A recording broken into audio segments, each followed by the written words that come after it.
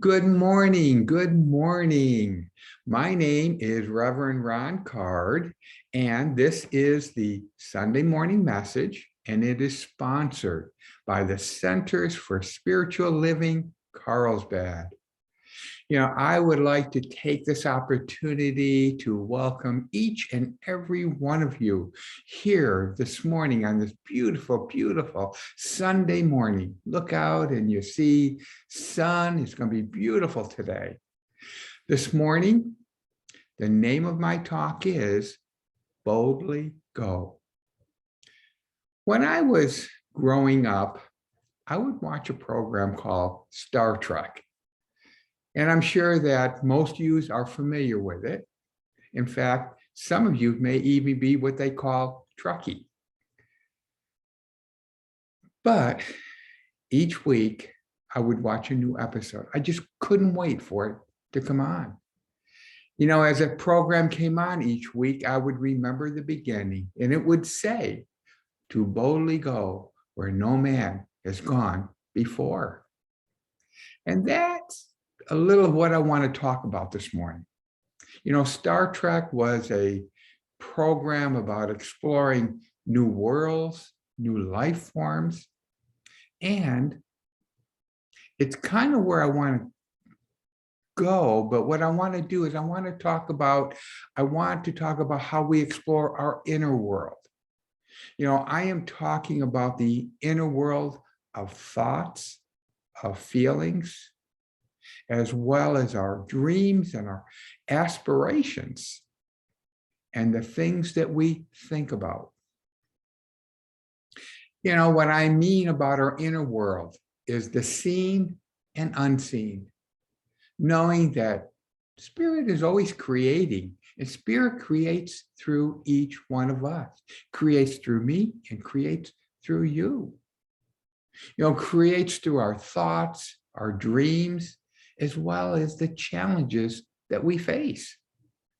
When we listen and respond to our intuitive nudges and sparks, we dance with creation itself. And this is when your dreams for you are waiting to evolve and come true. Do you feel like you're endlessly waiting for your dreams, for your aspirations to come true? Maybe you are one of the few who feel that they may never come true. Or maybe you are one of the few, like me, that feel, yeah, it's time. Maybe you are the type of person that keeps your dreams and your aspirations hidden from the world because you're afraid to declare what it is you really want, because you're afraid inside that it may never, never come true. Or maybe you are the type of person who feels that you are afraid to make your dreams and your aspirations known because people will begin to judge you. In this teaching, Science of Mind, what I've learned and what I've embraced, and I've embraced the idea that I was made just like you in the image and the likeness of God. That this essence, that this energy I call God is within. It's within me and it's within each one of us. That the life itself is God unfolding into more of itself. That the life we live is God unfolding through us as us. I kind of feel in a way that we're here to give God a good time. That God unfolds through us in our thoughts and in our words, through our dreams and through our aspirations. Have you ever noticed how when one dream comes true, that there is a bigger, bolder one that's already to take its place? This is natural because we continually strive for growth. We're growing people. We grow constantly, whether we realize it or not. This growth that I'm talking about is our creativity. Creativity is who we are, the dreams and aspirations that we have in this time and place. will not be denied and will always call for our attention and for our expression. Boldly go, for me, is getting off our nods and bringing our creative selves and whatever it is we are wanting to do to the world. When we dare to present our talents, our gifts, and our passions, we are both vulnerable and victorious. If we are to be victorious, we must be vulnerable. We must open our hearts, let down our ego defenses, and dare to live authentically if we desire or want to live a life that is well lived. In the Science of Mind textbook on page 212, fourth paragraph, it says, healing is not creating a perfect idea or even a perfect body. It is revealing an idea which is already perfect. Our dreams, our aspirations, and our ideas, they are seeds. Then that seed in them, it contains everything that is needed and necessary for perfect unfoldment. It's just like planting an acorn seed. Everything that tree is going to be is right inside that acorn or that tomato seed. When that tomato plant grows and have all these different tomatoes on it, big, small, medium, that seed contained that already. The intention to reveal creative idea, creative solutions, or creative possibilities actually paves the way for truth to be revealed as needed, especially when we seek meaning and purpose in our lives. As I sit back and contemplated on the ideas of my talk for this morning, I couldn't help think back about a year ago. I was completely in a different place. It was through those ideas and through those dreams and aspirations that I had that flowed from within that brought me to where I am today. A year ago, I was in Oceanside, California. I was living in a manufactured home. It's what they call a fixer-upper. We had been fixing this place up for 6 years plus.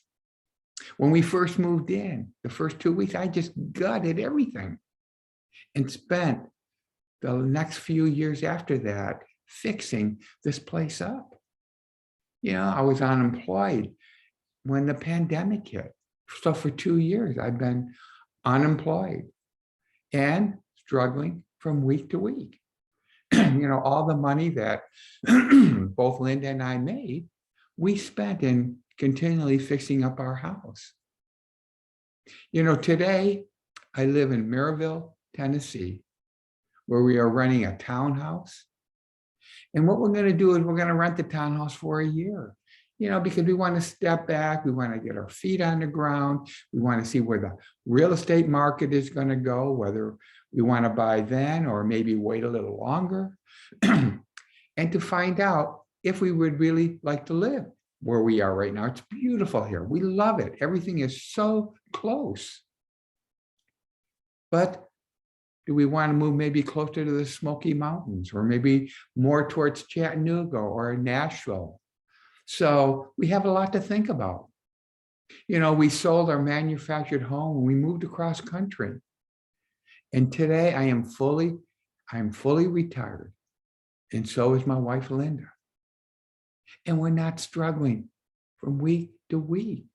So as you can see over the year, a lot has unfolded in our lives. When we vision for guidance and insights, we reveal magnificent ideas which can both anchor us in faith and launch us into lives of meaning and passion. And that is so, so true. I think it's time that we recognize that we live in a field of infinite wisdom and wholeness. I call it pure potentiality.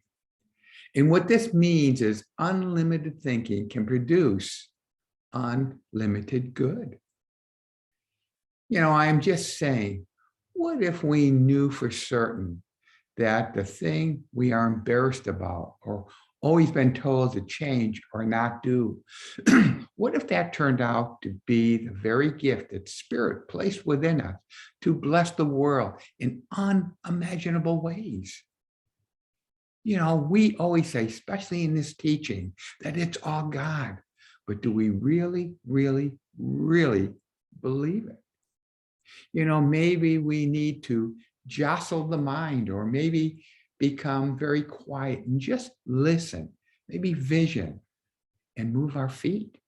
Maybe we need to ask questions to gain purpose and direction. What do you do naturally that you love and always think about doing? Maybe you love being outdoors. Or maybe you love reading and teaching and learning. Or maybe growing roses or collecting old collectibles. Where do you lose yourself in an experience? Have you ever done that? Yeah, I've done that many times. What causes you to lose all track of time? Maybe it's playing with your grandchildren. Maybe it's fixing a wobbling chair leg, or cooking or creating new recipes. What is the one thing that makes your heart sing more than anything else in the world? It might be singing or speaking like what I'm doing. Maybe it's social justice work or feeding the homeless, volunteering at the animal shelter. Allow your answer to emerge, knowing what we love, who we are, what we care about, and what we are drawn to create self-awareness, sacred self-awareness. And when we have that, we realize that purpose isn't about livelihood or career or job skills. Your purpose is love. There is victory in vulnerability.